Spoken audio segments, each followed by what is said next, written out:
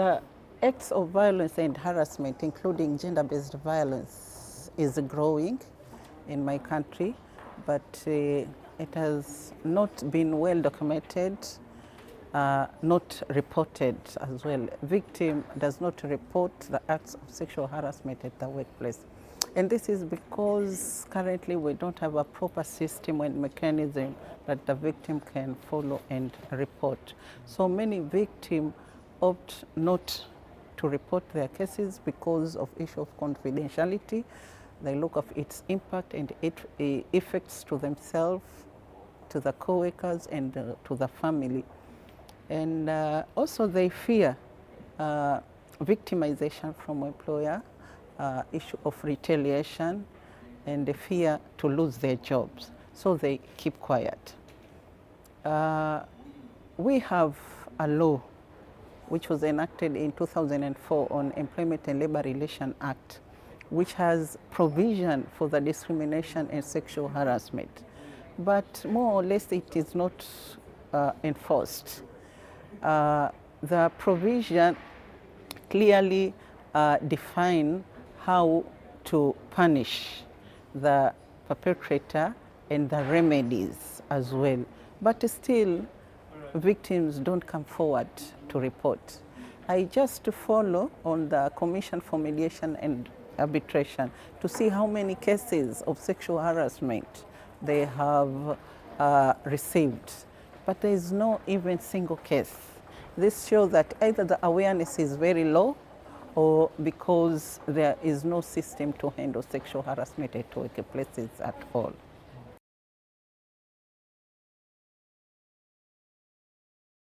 Yeah, I've been working in a trade union for more than 20 years.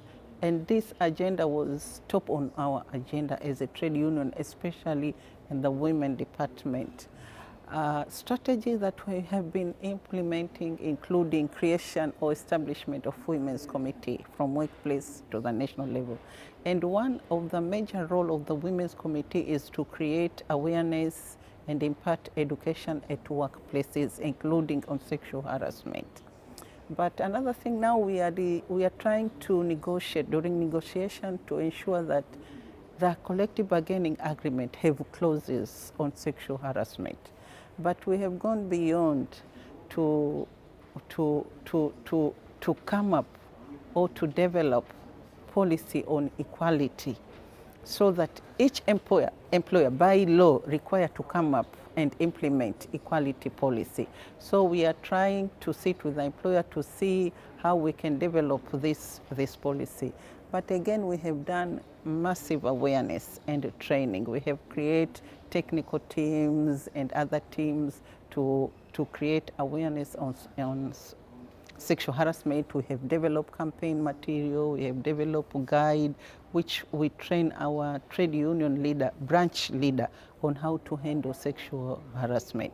We have received cases, just a report, you know, when during our training or during our workshops, women come forward and say, okay, my fellow colleague has been harassed, even if she is harassed, but she cannot be able to come forward and say, you know, I'm harassed, I have been doing this and that, but they will refer to their colleague.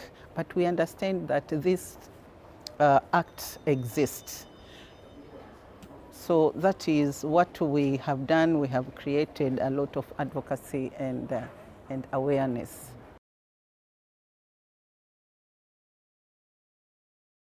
Yeah, it was great and very remarkable that at the end we have come up with a convention supplemented by recommendation. And this new ILO standard will actually complement what we already implement and what is provided in our law. I'm very grateful that I'm part of the process, even during the Committee of Expert meeting in 2016 and now in ILC 2019, to witness the conclusion of this convention. As a trade union, I'm sure that we are going to drive the process. And in this process will include civil society organization. We will not leave anyone behind, including informal sector, domestic worker, because we want massive support of the country, because this convention touch actually each and every working woman, whether is employed or not.